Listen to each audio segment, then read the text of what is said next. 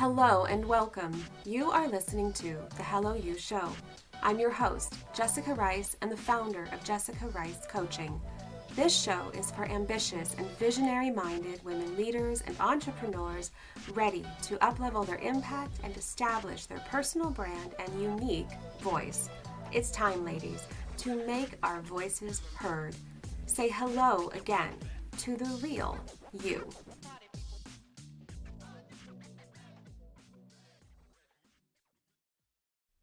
Hello and welcome to the Hello You Show. My name is Jessica Rice and I am your host for today's show. And today we are welcomed by a very special guest, Dr. María Cristina Sheehan.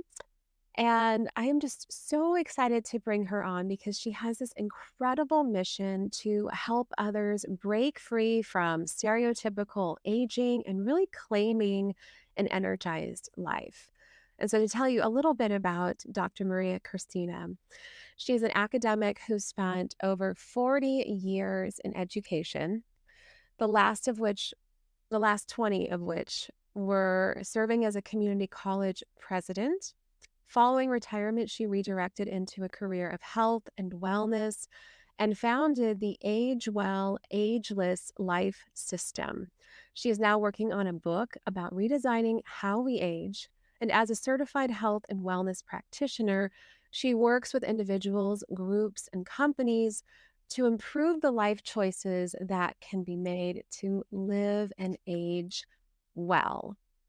So let me go ahead and bring on Dr. María Cristina. Thank you so much for joining us today.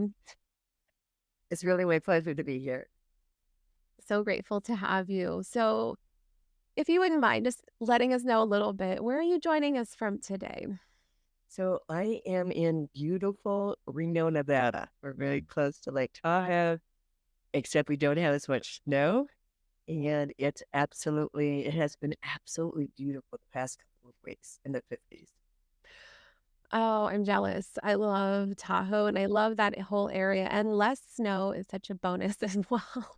So Just enough. just enough. Perfect. So I know you work with in wellness and you're helping a lot of people at this point in your life, but I was just curious if, you could tell us a little bit more just about your background. I know you have some time in higher education, and would you mind sharing how you kind of found wellness and really dove into this as a passion, for your life? Well, I'd love to share my story. So thank you. Well, I thought I would be an academician until, you know, um, a ripe old age. I don't know what we consider ripe old age, but for forevermore. I never thought I would be redirecting into this incredible world of fitness and health. But what sent me there was the academic life is wonderful and it's rewarding. And I love the institutions I've worked with, both in California and in here in Nevada, serving as president. But during that time, I became very sedentary. Okay, so I wasn't investing in my health at all. And I was watching my colleagues with their health deteriorating and having, so many issues and so literally dying on the job. And I thought, that's probably my trajectory. That's probably what's going to happen to me if I don't do something. So at the age of 69, I'm about to turn 70 at the time. This is a number of years ago. I was about to turn 70 and I thought, oh, I was turning 69. I thought, I'm I'm at risk. I didn't know what I know now about health and wellness, but I knew that I was at risk because I was feeling old. I wasn't happy with my body. I had gained a lot of weight. I covered it up well, but it was still there. And as I looked at what the future would be, I was worried. And my financial advisor said to me as he was watching me pop up over the years, he said, "You should see my trainer." And I thought, I'm not going to do that, weights. And I had all of the misbeliefs the myths and just and beliefs that are just incorrect about what weight work does for you. And now I'm a champion of it, but I win, and it changed my life. So the trajectory then was I wanted to make the years ahead better. And I have to tell you, my 70s could not be better. And I just have two more years, I'll be in my 80s. So what you do today is making today better and making the years ahead even better. But that is my story of that transition.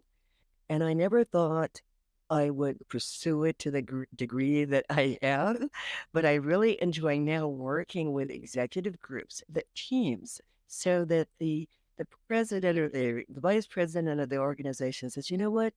It's more, you're more than just a widget worker. You're more than just contributing to the mission. You're more important to me, and I'm going to support you by investing in the health of the team, the physical health of the team. And that's when I come in and I say, yeah, okay, here's what you can do. And I wish I knew these things when I was sitting in those seats moving up in higher education. Is that kind of a glimpse of my background and my transition? No, absolutely. And I think it's so number one, incredible when you're telling me that you're close to 80 and when you were going through this and you were turning 69, like it's a little bit mind blowing for me because number one, you don't look it. And number two, when we're, so often when we're thinking about our lives and our careers and trajectories, when we're imagining ourselves at this kind of stage in life, we're not imagining ourselves as fit and healthy as you are. And so I think this is kind of beautiful idea that there is so much more to our lives and so much more that we can bring, even when our career is kind of like over or we're like kind of moving on from certain parts of our lives. Like we can have this whole other life that we're bringing to the table. But Jessica, you've hit the issue, okay? You really have. And that is what we think is going to happen, okay? So we don't, you said we don't imagine ourselves as being um, fit and ready to take on the world in our 80s. Okay? I mean, that's just a foreign thought to us. But that's what starts the cycle of this downward spiral into being sedentary and unfit. It starts with the belief that it can't happen. And that belief that can't happen sets you in that direction. Now you think, oh gosh, I'm going to be 50. Oh, I can't do this. If you talk to the docs are going to say to you, well, oh, you're 50, you need to walk. Okay. So that, because they're not trained in kinesiology, they're not trained in interventions, they're not trained really.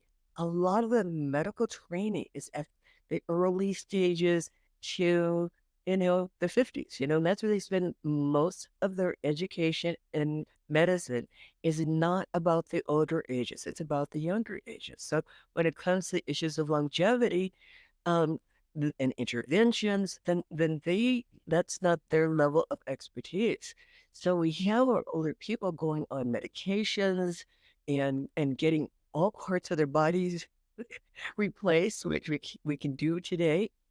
But what if we didn't have to worry about replacing our joint, our knees and our hips, our shoulders? It just gets.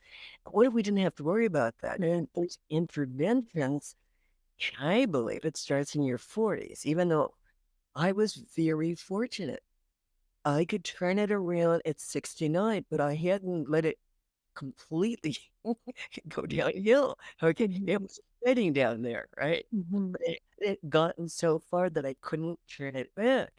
But if I were giving advice to anyone, I would say start in your 40s. Why not have the best energy, the best body that you could have in your 40s? And I didn't, well, I was pretty much okay in my 40s, but by the 50s, all bets are off, right? And then it got better. No, it didn't get better. It got worse and worse until 69 when I thought, gotta be a better way. And absolutely. Well, I love that you're bringing all of this into play, and it's funny because I feel like you're talking to me, and when I think about, even my background or people that I have worked with, in tech or other industries where we are so sedentary and we spend so much time just sitting, we're watching ourselves age, I think, at an exponential rate. So it's so refreshing to hear this, and it brings some hope to to our lives, to what it is that we can have for ourselves. And so I love that you're addressing all of these things, and then you're kind of like this living proof at the same time.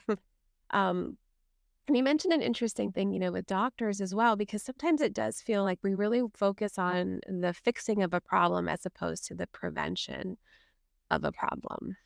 Absolutely. They are trained to deal with illness, not intervention and prevention of the disease. But I love to work with executives because I know where they are. I know what they do because I did it. Okay. So you work these really long hours, you're very stressed, and then there's those social things. So then there's alcohol. And then we used to have this closet almost filled with all kinds of treats.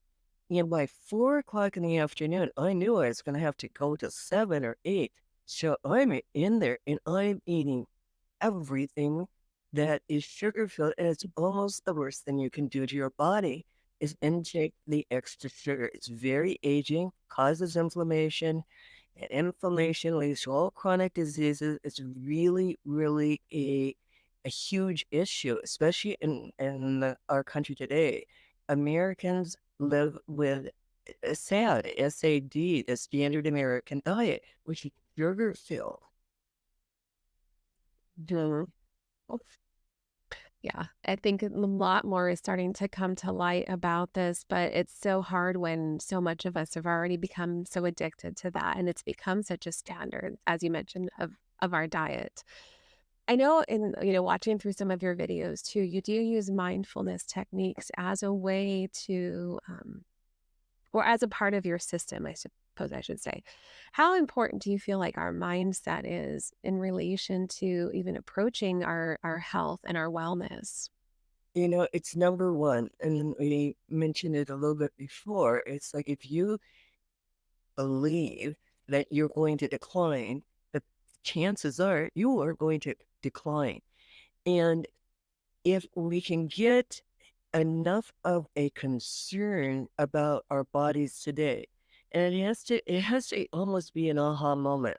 For one of my clients, one of my favorite ones, had seen me when I was on this little local TV show, and I said I was 75, and she was 75. And so about a couple months later, she sought me out, and she, her mind shifted at the point where she saw someone else her same age doing what she wanted to do, being in kind of physical condition that she wanted to have, right? So she saw me up, but what was her aha moment? Her aha moment was when she had achieved that bucket list goal of riding on the beach of the beaches of Mexico, right along that shore there. And she got a chance to do it. And she said it took two early guys to hoist her on to that horse. And that was her aha moment that if she didn't do something, this level of humiliation and lack of independence would just continue and get worse. And of course, that would be the case. If we do nothing, if we don't intervene, we are going to decline. So, anyway, the end of the story is she did become my client. And today she's taking a horseback riding license and she's hopping on the horse, and no one is helping her. So we can turn it back. Now, she was farther along in decline than I was at 69, but at 75, still, she could build back the muscle mass. She could get better at her stability and achieve her dream of getting on that horse without anyone helping her. Oh my gosh, I just love hearing that story. And I can think of so many people who would love that just resonates on so many levels, regardless of our age to, a certain extent. And I know that you work with a lot of women, who are aging. And what do you feel like is one of the challenges that, women are facing when they're aging and how you specifically help them with that? Well, one of the major issues I think as we age is the belief system, going back to mindset, the belief system that we're going to age. And I think I put it into three different categories. So one category is the familial category, the family, how the family age. Okay. So mom and dad or grandma ages this way. That's going to be the way I'm going to age. And so there's the belief system that stops us often from achieving what our bodies are able to achieve. So we think, well, that happened to them, and it's hereditary, so it's going to happen to me, and that's the way it's going to be. So that's a factor that then stops someone from going to really challenge themselves. And that's what we have to do. And I want to come back to this challenging of ourselves. So the second issue is how media portrays us as we age. And it's not good. It's not good. And so we think, okay, the media is focusing on young and thin and not on older. And so, okay, I hear so many women saying, I feel invisible. Okay. And participating in that invisibility and the third issue that gets into our brains and stops us from achieving what we can is not seeing any models of that behavior. And thank you, Martha Stewart, for being on the cover girl of the swimsuit edition. Yes, and she's 81. Mm. But we need to see more of these people. So I do have something that maybe your listeners would like. And I have it's really just for women. It's called Flourish with Age. But in this little closed Facebook group, we can talk about things, but I pin to the top of that group the women who are over 80, over 90, over 100 doing these incredible things. So we don't focus on these women. We don't see these people, men and women, who are achieving amazing things, but they don't get it vision. And so they're hidden. I had to really search for these people. Okay. So we don't see them. So we think, okay, I'm just gonna decline because that's the way it is. So it's the mindset that has to shift. And once you see someone else doing it, so it's part of the reason I love to compete. So I'm the oldest competitor, and I've done uh, the sports category, fit and fitness. I've done figure, I've done swimsuit, and even bikini. Okay, and the younger women are like, "Oh my gosh," because their mindset in their 30s and 40s is that, "Oh, gee, I'm going to be over when I'm 50," and then they see someone else and they say, "Oh, really? It's not over. That can be me." Mm.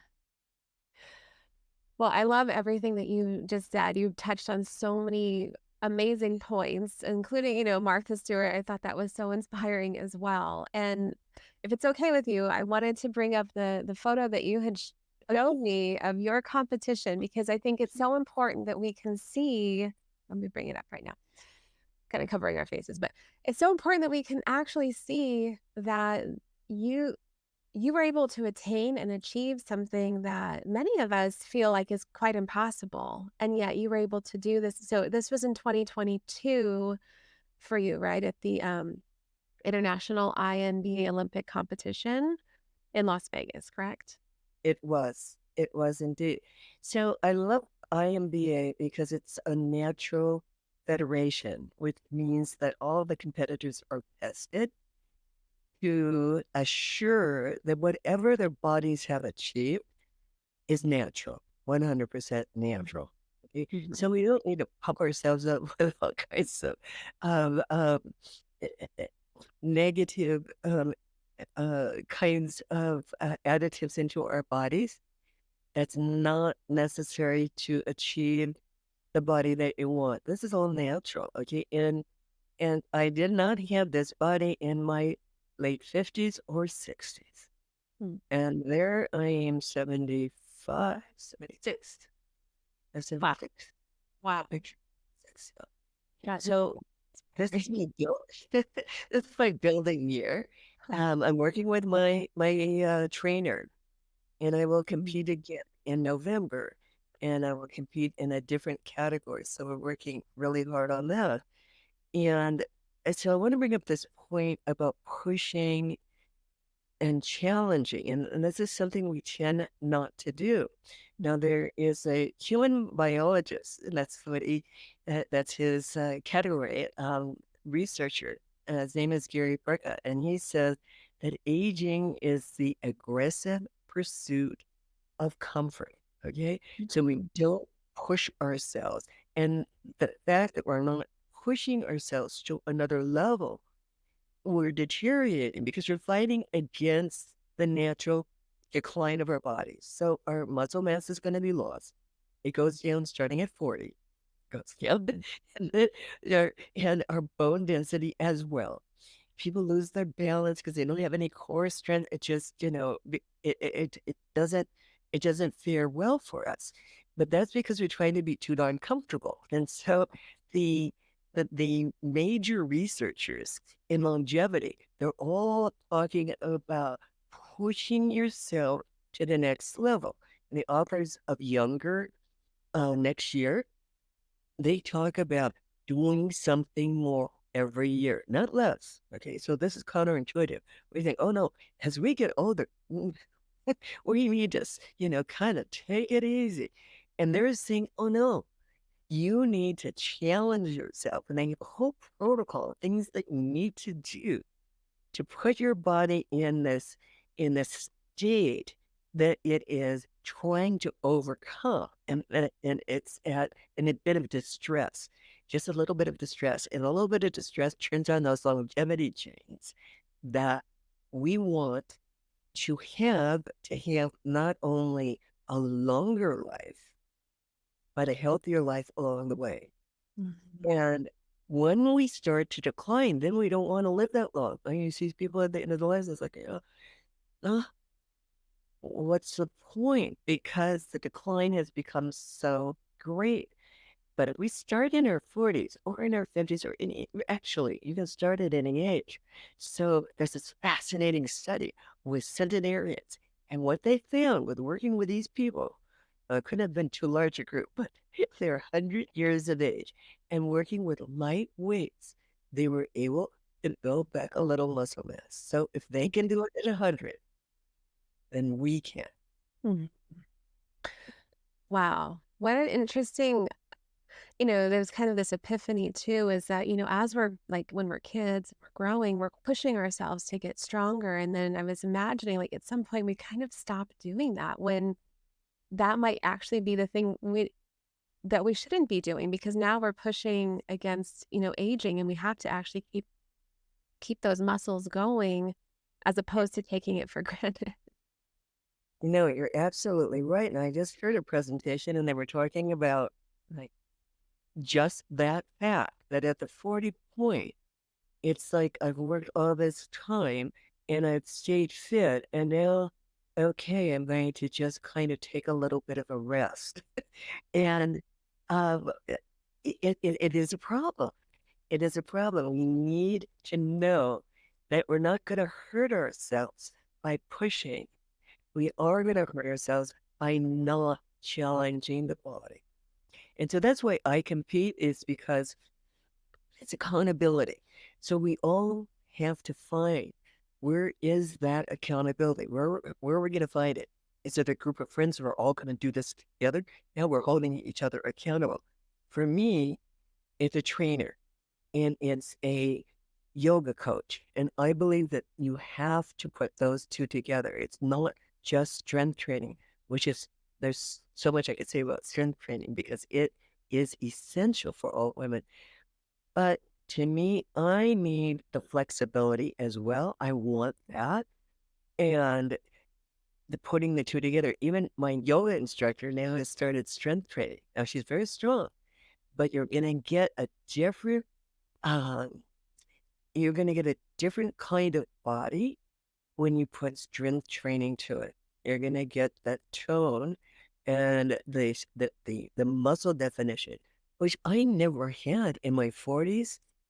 I was, kind of maintaining my weight, but I never ever saw a muscle ever until my 70s when I put some work in. And the thing I want to emphasize is it isn't that you have to be all day in the gym. And I tell my clients, just do a little bit every single day and then find some accountability measures. So I train 3 times a week for an hour. That's it. Okay, but in between, I'm doing my cardio. In between, I'm doing yoga. In between, if I can find a tennis game, I'm there. Okay, so you've got to keep the activity going. Mm. Well, I love that message. And I think it's so important for us to really have this sinking in because you're not just talking about aging. This isn't just for people who have reached a certain age, it's for all of us. And it's so important that we start considering, no matter what stage of our life that we're in, really thinking about how we make this a part of our lifestyle so that we can, increase our longevity. You know. Absolutely. I'm following a wonderful physician right now, and she calls herself the muscle centric doctor. Her name is Dr. Gabrielle Lyon, and she wrote the book Forever Strong. It just came out a couple of months ago. But what she's talking about is that 25 years of her research has all been about the development of muscle. And what she's saying is that it is a primary predictor of not only how long you will live, but how well you will live the years that you are on this planet. And then she even finds a correlation between muscle development and boosting your immune system. I Pretty mean, good. it sounds like it makes sense when we say it, but I think it's the obvious things sometimes that we miss. Right? So, Absolutely. Absolutely.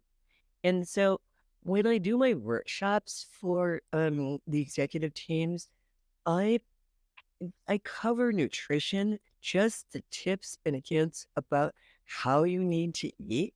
And then I also, and the mindset and breathing exercises, meditation, all of that is really important to include in our daily regime.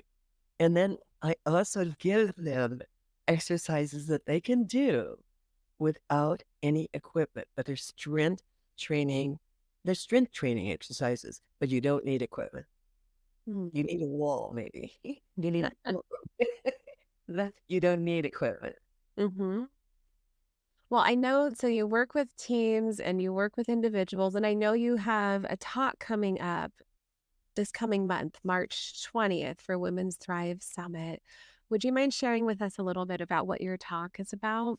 Yes, I'm very excited about this opportunity to talk to women about the topic. My title of my talk is Conquering Aging with 3 Lifestyle Changes. So if you're interested in aging backwards, which actually we can do, and major researchers are telling us it's absolutely possible to be a biological age that is actually younger than your chronological age. Okay. And there are some things that we need to do. So I'm going to cover all the things that I work with my clients about. And so I'm going to cover mindset, and we'll have some breathing exercises, and we'll Mm. cover nutrition and what are some of the tips and hints, and oh, what are the myths of aging, and how can we maximize minimal time that we have? Because, you know, we don't want to spend all day in the gym. Who wants to do that? Absolutely unnecessary. Unnecessary. We don't have to. And so what I share is, okay, we only have 5 minutes. You only have 10 minutes. How do you maximize that 10 minutes so that you're going to have a result? That's Mhm. no. Well, I'm so excited to listen to your talk at the summit. It's going to be, I know, so beneficial for me to listen to as well. And we're going to put the link for the registration within the show notes so that all of our listeners can go and register and make sure you put into your calendar Dr. Maria Christina's talk because you're not going to want to miss it. Now, I know that you also have some other events coming up next year. One is a retreat in Panama, right? And then some other things that are happening. So, how can people get in touch with you or and learn more about how to work with you? Well, I do have a website, and that's the best way. So it's drmariachristina.com. And the Christina is with an R, not with an H. And so I do have wellness retreats that are they're destination wellness retreats. So I did Costa Rica. Now I'm doing Panama because I know Panama better than Costa Rica. And I just got back with ladies visiting and experiencing the culture of Panama at the same time, having a component of wellness, pieces of the important information, tools for their little tool belt that they could use when they go home. So we had a lot of fun, experienced the great diversity of the country of Panama, and at the same time came back with some real tools for addressing the issue of the years ahead. That sounds so wonderful. And what amazing locations that you are choosing for these retreats as well. So, I've just enjoyed this conversation so incredibly much. Thank you so much for sharing, your wisdom. And I wondered, is there one final message that you would like to share with women, with those who are considering, really upping their health, their wellness so that they can be confident? Absolutely. It would be if you haven't started, start today. And if you are able to plug into my talk that's coming up at 9 a.m. Pacific time on March 20th, I have a little special gift for people who just want to start doing something. So if you haven't done anything yet, then where do you start? So there are a couple of really short videos that are my gift to you that will get you started with what do you do with weights? What do you do with exercise? And what about what you eat? Are there some tips and hints on those snacks that really derail our fitness journey? Those snacks get in the way. So I'll be sharing this little package of videos as my free gift. If you're able to tune in to my talk, March 20th at 9 a.m. So if you haven't started, my message is start if you're already on a pathway of fitness and strength training. It will turn back time. Mm. Well, I love that. Thank you so much for sharing with us today. I so appreciate you coming on. And we will make sure to put all of your information related to the Women's Thrive Summit talk, how they can find it, and in addition to your website, your Facebook group, your Instagram, everything that they need so that they can get in touch with you and really know more about how they can start embarking on this to a greater extent, because I know that you're touching on things that I think so many of us have questions about, and sometimes we don't really know which direction to turn. So, I'm here to give support. right. And I love to share what's possible when we just dive in, take that first step, not look back. I love it. Well, thank you so much for coming on the show today. And thank you so much for joining us. Please join us next Tuesday when we have another amazing episode for you in store. And until then, keep on shining. Thank you so much. Thank you for tuning in to the Hello You Show. It's been a pleasure to have you with us on this journey today.